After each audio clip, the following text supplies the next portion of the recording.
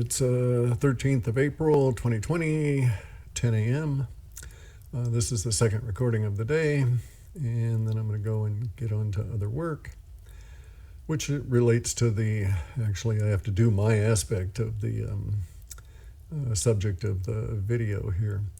So this is all about what they got wrong, why Kerry Cassidy's wrong, why J-Snip 4 is wrong, why Jordan Sather is wrong, why David Wilcock is wrong, why David Icke is wrong, Alfred Lambermont Weber, all these conspiracy guys, why they're all wrong, what they've all missed. And also some of the normies like Tim Pool, why Tim Pool is wrong as well. Okay, so we have two issues. We're going to discuss these in a fairly straightforward, snappy little manner here. Lots of drawing on our board. So we have, oddly enough though, this is only one of our issues right here. The other issue is over there. Okay, so we can think of the bioweapon, what we'll call the CV, or there are other names for it. That's a problem, and it creates illness and so on. And then there's all these conspiracies that are wrapped up around the illness. But that's really the smallest aspect of what we've got to deal with, the very smallest aspect. So this is problem number one here.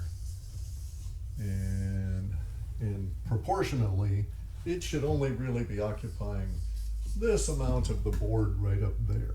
Okay, so all of this stuff right here should be squished down into that little space, right? So that all of that just comes out of that little area.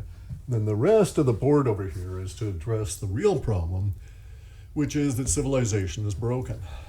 And if we think of civilization appropriately, we will come to the realization that Jean Baudrillard was quite correct. He's a post-Marxist French philosopher, and he's quite correct in being able to define civilization as a system of systems. And so the current civilization we're in right now was broken by the bioweapon on October 19, 2019. And that civilization had taken almost 50 years to progress from 1970 to 2020, and we called that civilization globalization.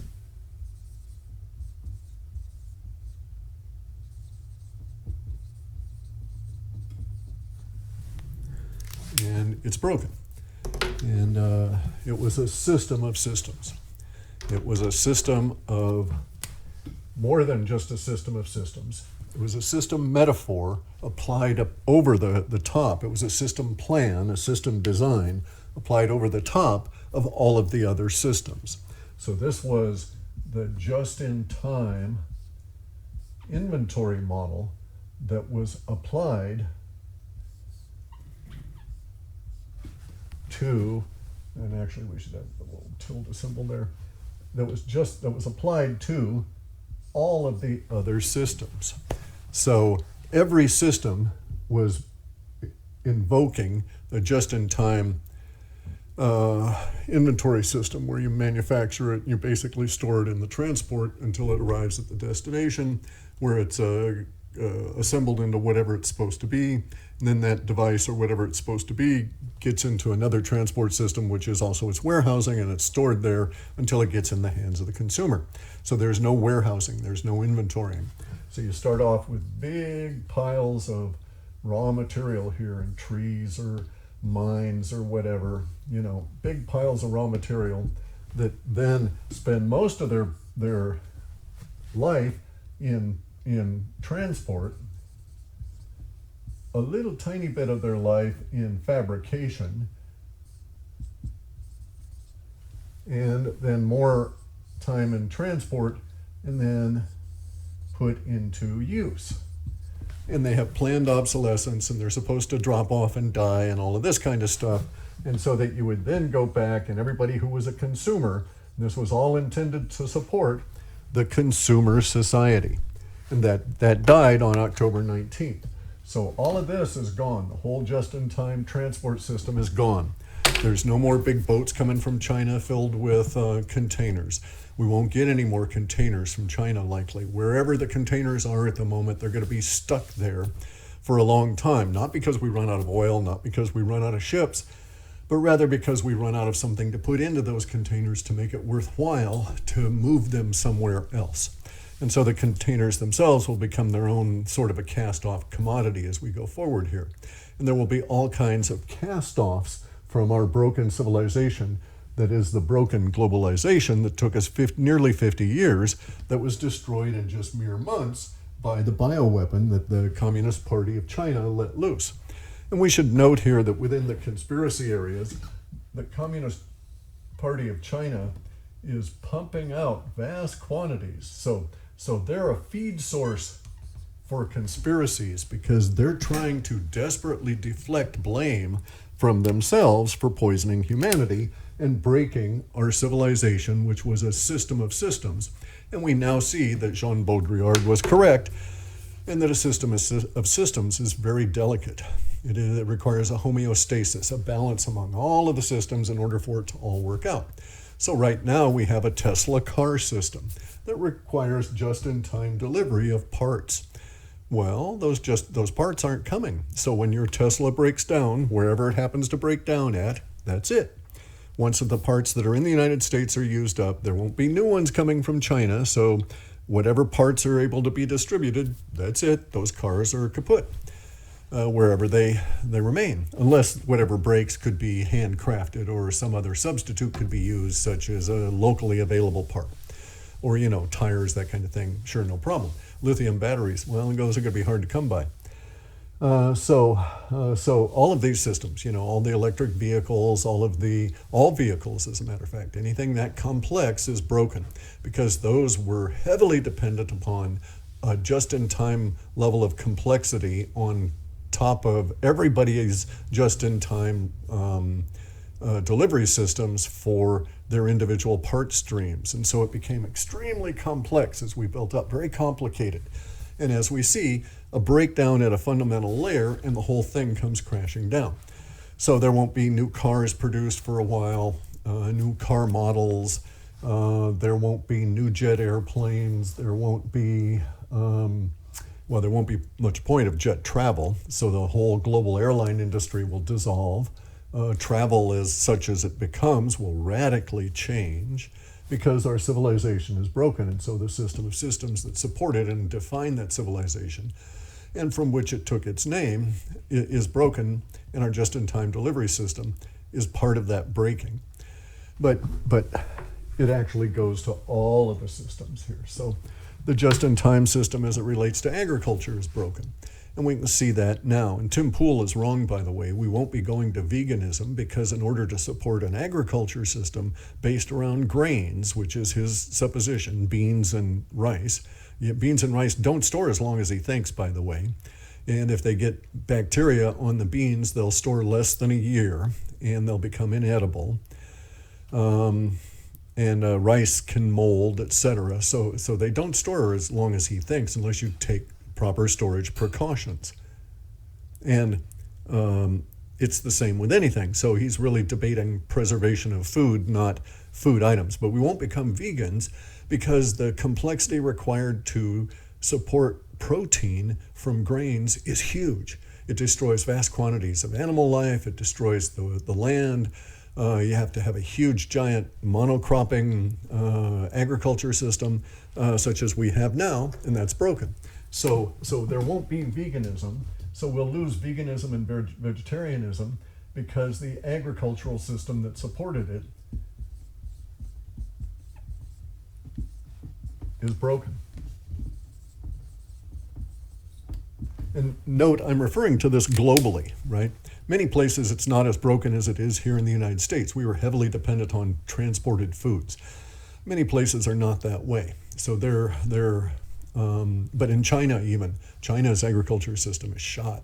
And the people don't trust the CCP, they don't trust the food anymore, and it's getting That's becoming a real issue for the Chinese populace relative to the CCP.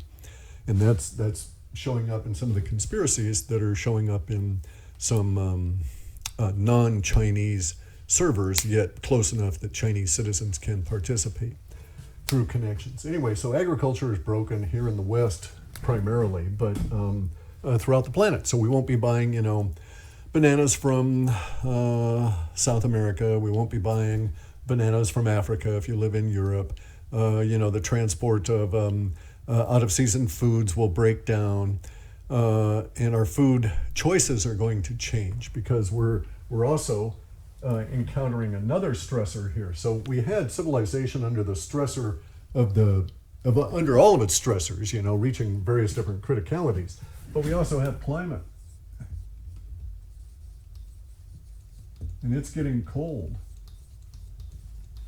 And cold is going to impact all of our attempts to rebuild our system of systems towards a civilization. Now, bear in mind, the politicians are always assward. They're always backward-thinking people. So they're going to try and rebuild the civilization as they knew it, which can't happen. We need to design a whole new civilization that will occur organically based on the young minds that will be doing the rebuilding, okay? And they'll be rebuilding in a climate that's going to be cold. So they're going to have to adapt the whatever new agriculture system to an ice age. But that's good that it broke now as opposed to being very heavily invested in breaking down 9 years from now. And believe me, all right, it's a much better that it broke this year, and we can start making radical changes as a result of this problem and not having that problem forced on us. So we'll be ahead of this problem by at least 9 years. And this will be a good thing because we're going to instantly localize and break up our old monoculture into distributed and decentralized, which is ever so much more resilient. And yes, there appears to be a higher cost factor involved, but you get a much higher quality of product. And because there's no transport of even fruit, for instance, you're not going to have to deal with green fruit and being able to not really digest green fruit, its impact on your guts, etc., because you'll either grow fruit yourself and eat it when it's ripe, or you won't eat it. And so we'll be ahead of that. So the breakdown in the globalization is going to be good for the resiliency of humanity, especially going through the ice age.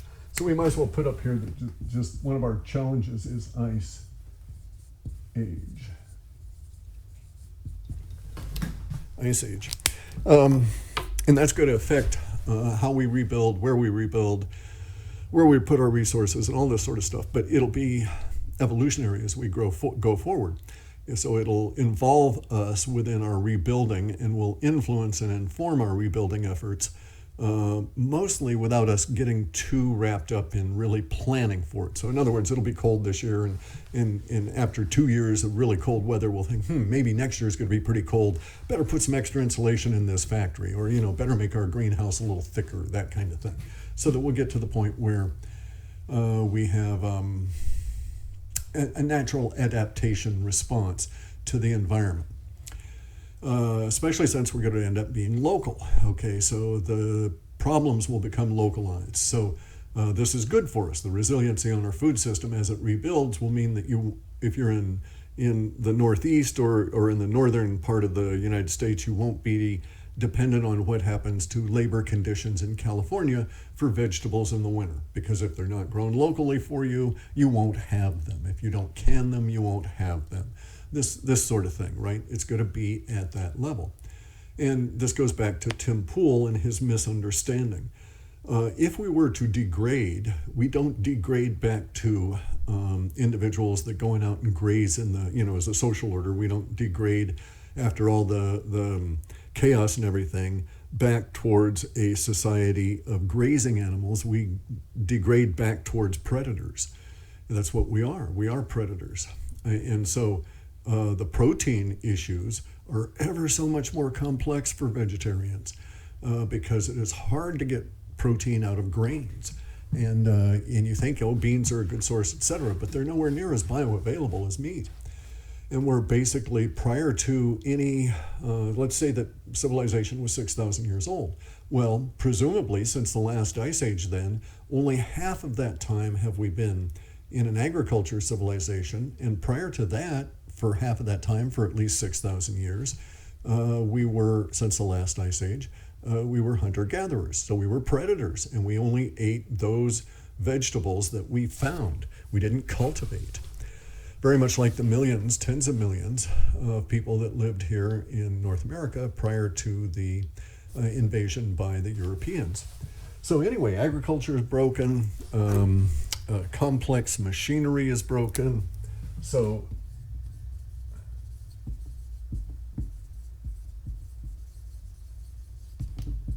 and this includes communications, includes space, it includes the ability to put rockets into space. So Elon Musk and all of that stuff, that'll peter out fairly quick because we're going to end up having to rebuild civilization. We won't be able to afford extraneous things that don't actually put food on the table right away, that don't actually react to and help ward off the effects of the Ice Age right away. And so, yeah, maybe it's good to go to Mars because humanity would be spread out then, and if we died off here on Earth, we'd have potentially have humanity living on Mars. Well, that'd be fine, but if it takes all of humanity dying off here to put a small colony on Mars, no, fuck it. That's not a good strategy, guys. So we'll be losing all these kind of things here, right? This includes the 5G, as I stated in a previous talk about why David Icke is wrong. And basically, David Icke is wrong in his video because he just makes assertions. He does not provide any evidence. The people he relies on, their thinking is all based on wrong assumptions. And their credentials are not valid for the thinking required for the situation we're in. So anyway, he's back over here with, so we have David Icke over here with all the conspiracy guys. I love David Icke, don't get me wrong. I think I love him. He's a good guy and he's done some good thinking, but a lot of his conclusions are bogus. And he's really had to suffer for the good conclusions he's had. But anyway, so over here is our minor problem. Bear in mind that should be shrunk down there, and all of this area here used for basically all this rebuilding stuff.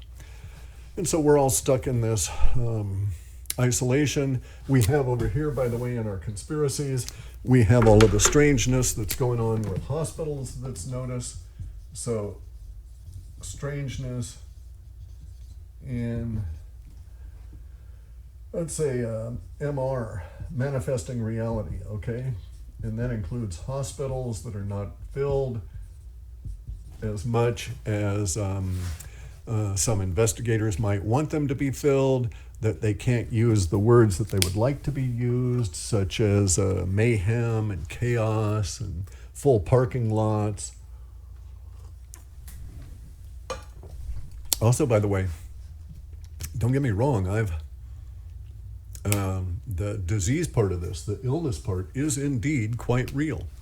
And I've counseled people that have gone through it. Some of the people I correspond with have lost relatives to it who have died because of it. And the relatives did not necessarily have comorbidities that would cause them to fail rapidly or whatever. And so, I know that David Icke is wrong because he has no exposure of this. I'm estimating that he really became aware of it sometime in late January. Long after the CCP had started scrubbing out all the evidence of their own participation. Plus, David Icke is taking the Chinese Communist Party's word for it, and for what they did, and that their numbers are lower, and all of this other bullshit. So David Icke is 100% wrong. He doesn't have a leg to stand on, or if he had a stool, all three legs are knocked out from underneath it. The conspiracies that the Communist Party is shoving out at the moment are not doing us any good in redirecting us to civilization, into rebuilding, because these guys, Communist Party of China, is basically saying, hey, it's all fine, guys. We're going to go back to the old system of systems. We'll be shipping you stuff here. Our state-owned enterprises are going. We're getting ready to let contracts. Like, no, that's not happening. Country after country after country is abandoning them. And even as Tim Pool reports here in the U.S., we have our agriculture system breaking down. There's going to be protein shortages. People are going to go hungry. It's going to cause chaos here. Our political infrastructure is not able to deal with this, especially when their enforcement arm is breaking down under the illness as well. So if David Icke were correct, why would the powers that be have all of the cops and the fire people and the hospital guys, all the first responders, and the military become ill in such amounts as to impact their ability to maintain the civilization order in favor of the power elite? You know, there's no logic there whatsoever. So the underpinning of it all, the civilizational structure, the system of systems, has actually broken, and it's just a matter of us recognizing how broke it is and how much we're able to put it back together or to craft something, jury rig, and make it go along and get fixed. There'll be many areas where you won't have enough people that are willing to put in the effort to repair, recover, and rebuild for it to occur there. And a lot of people will just simply leave and move out.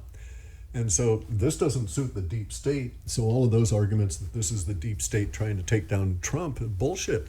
Because if Trump goes, the deep state goes. They're that closely joined. If the administration of the United States is that affected that Trump is removed from power, is anybody going to pay attention to anyone else that's shoved in there under these circumstances now? No.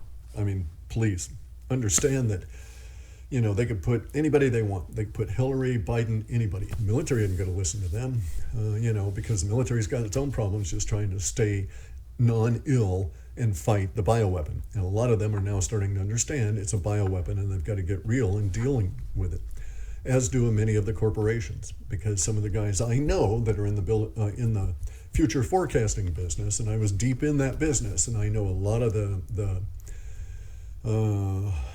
hole in the ground players, the people that you just don't read their stuff because the government pays them to talk only to the government, right? To plan only for the government.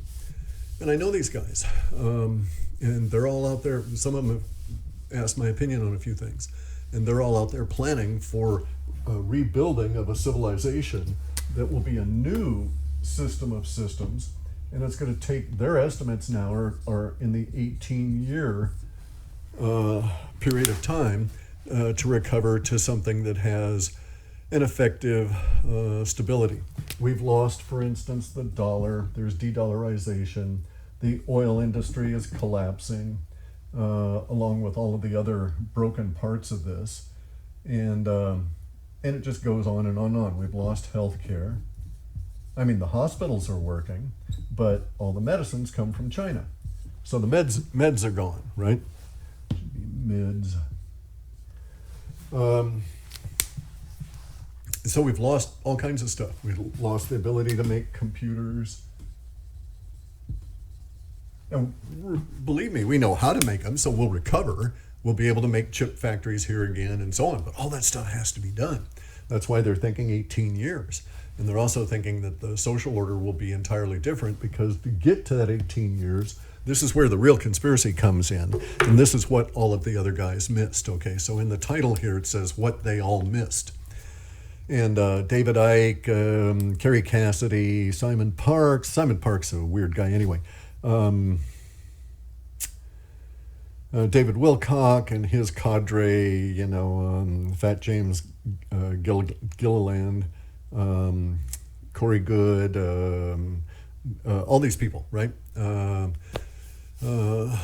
Sala, and even Richard Dolan, even Joseph Farrell, and Dark Journalist. All these people have missed what is actually the ultimate conspiracy here that is already evolving. And that it has nothing to do with continuity of government. COG, sorry. It has nothing to do with continuity of government, because the government's quite sure that they're going to survive, but now they're desperate to allow have the rest of us survive so that they can stay up on the power structure. Because you can't be on top of a power pyramid if there aren't the bottom layers, and we're really going through them. So it's not about continuity of government at all. It's about shaping this new sci-fi world.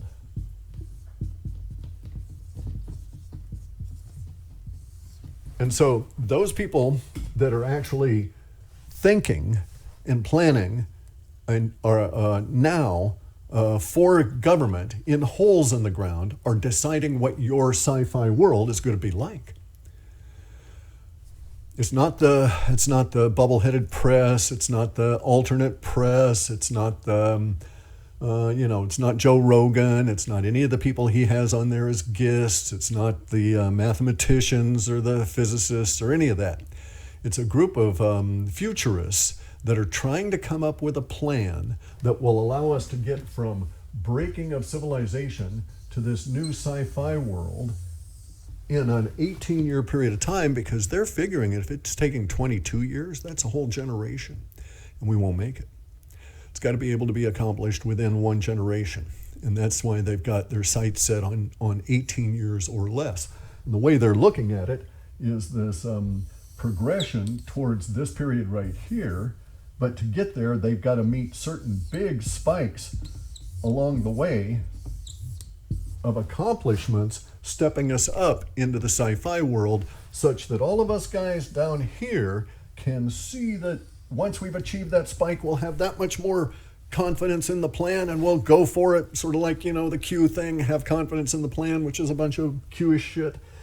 Anyway, though, but this is what they're going to have to do. They've got to direct us to be able to see all of these things towards a goal that we will all commonly agree is worth pursuing, or at least enough of us. And they understand that they really only need to get 3%. And if they can get 3% of the people to have a good vision of this, those 3% will bring along with them 8 to 10%, and that's all that's required to change the course of humanity and the future. And there's a group of people right now that are engineering this, that are thinking about how do we achieve this goal here of making it to sci-fi world within those 18 years, and how do we get 3% of the people to see this vision.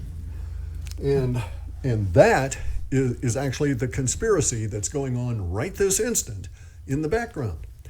And you don't hear David Icke talking about it. He's locked in okay, so as people grow, let me point out something.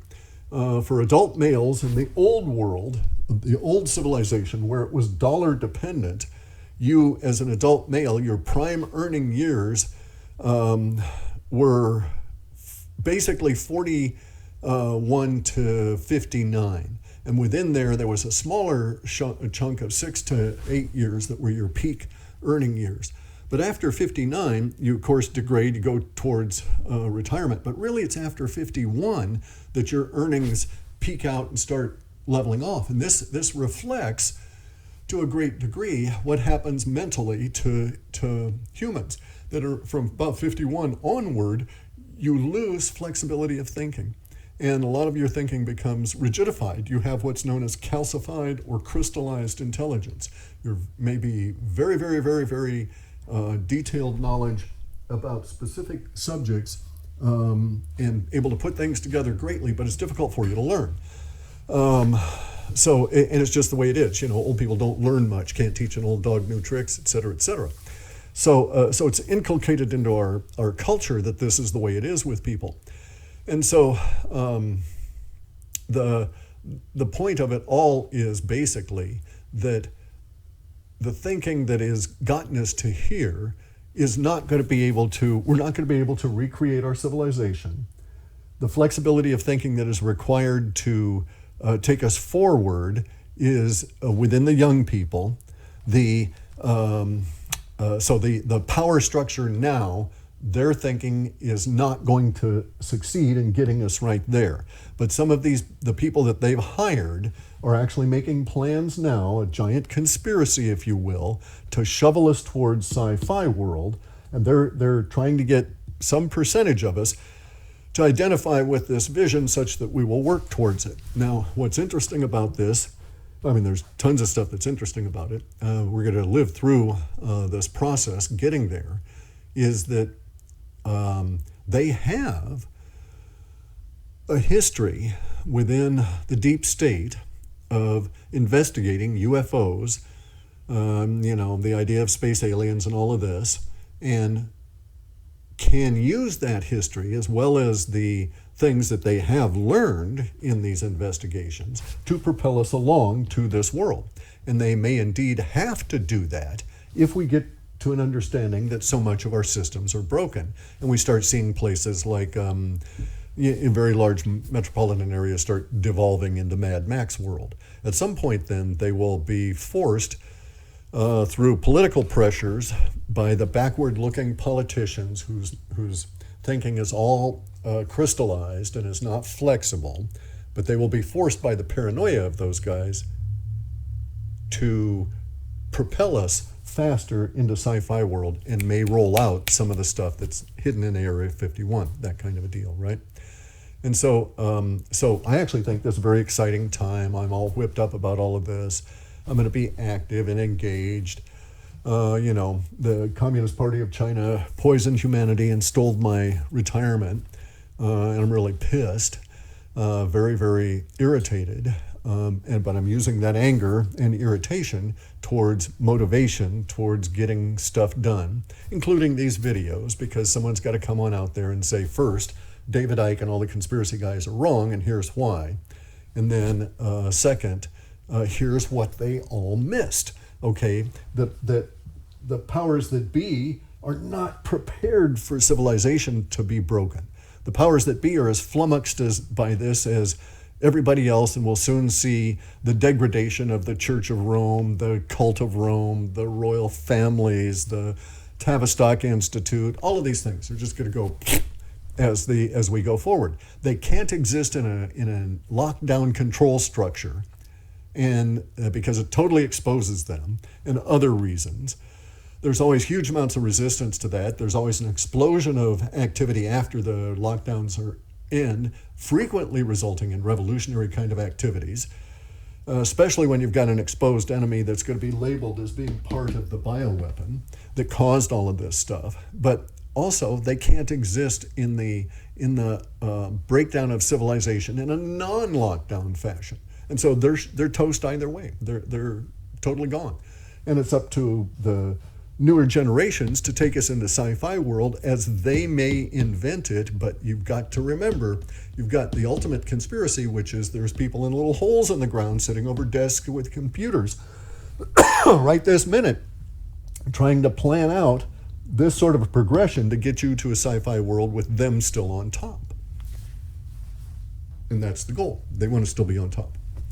So anyway, so there's really the conspiracy world. And David Icke is correct about a lot of the conspiracy shit, but he's totally wrong about what's going to happen next and how all this is going to play out and so on. Very first thing that's going to happen is we're going to starve or not. We're going to freeze or not. But globalization is done, okay? It's toast. So we say goodbye to that civilization that took 50 years to be created because it's shot. We're going to have war with China. One way or another, or not China, but war with the CCP. As it becomes more and more labeled that this is a bioweapon, that's an inevitability because they were the ones who let it out. Never mind the fact that the West participated in it, London paid for it, the city of London money, et cetera, et cetera. Never mind all of that. NATO involved, never mind all of that. Go and look at George Webb's videos. So anyway, this is where we're at. It's going to be really interesting. We have to recreate everything. It took us 50 years to move most of our manufacturing capacities to China. They're trying to say that we have to recreate manufacturing facilities to this extent or greater within 18 years. So we're way the hell back here at the moment, and in order to get even to 18 years into sci-fi world, we've got giant strides we've got to take. So it won't be robotics, because we don't have anybody to make the robots. We don't have anybody here making the magnets to make the servo motors to make the robots. So first we've got to make a factory to make the magnets. In order to make the factory, we've got to have machines to make bricks. We've got to have machines to, harvest the soil to make the bricks. We've got to have people who know how to do the engineering for this. So you see where we're at, right? We don't have shop classes or any of that kind of stuff. Now we've got the impact on schools. At least schools are shut down, okay? At least the education system, the schooling system is broken and it's thrown away. It's gone, it's toast. social justice warriors, social justice engineering, all that's gone. That whole premise is shot because it can't exist except with the old civilization that was able to support it. That's totally gone. So when schools reopen, they'll be focused on teaching people how to repair cars in the absence of adequate parts, how to reuse electrical parts, how to fabricate workarounds to broken computer apparatus that controls various sensors and so on. How to take parts out of refrigerators and use them in cars, how to take parts out of cars and use them in refrigerators, et cetera, et cetera. We're seeing it right now with people trying to make ventilators out of Tesla parts, right? So that's where our civilization is right now, and that's where we're going. That's a good example of where we're going right into the future, is making do. You've got to make a way. And so all of our schools from this point on are going to have to be intensely focused on practicality, because we can't afford gender studies. We can't afford, there won't be transgender surgeries because there won't be chemicals to support any of that. There won't be psychiatry. There won't be psychiatric chemicals anymore. So it just goes on and on and on and on. So all of the civilization created from 1970s in through 2020 is shot. It's gone. We have to replace it, so we got to replace all of that 50 years. It was crap society. It didn't last. It was only 50 years. That's not very long as these things go. So now's time to start building on sci-fi world. And if you're young guys, put your energy into something that you want to see exist there. Start reading Boscovich. Start reading Buckminster Fuller, okay? Because we're not going to get it with the old system, or you're not going to get it with Feynman or any of these other kind of things. You need to understand the real world we're in and get us moving towards this, because our old system of systems built on that old structure is gone. So anyway, that's a whole lot of verbiage today. Probably won't do any of these for a while. We'll see if this gets up and how universe reacts to it all. But anyway, this is what they all missed, was this little tiny wedge of conspiracies here from government that's going to try and engineer us all within this 18-year period of time into sci-fi world. It's going to be fun. It beats starving to death.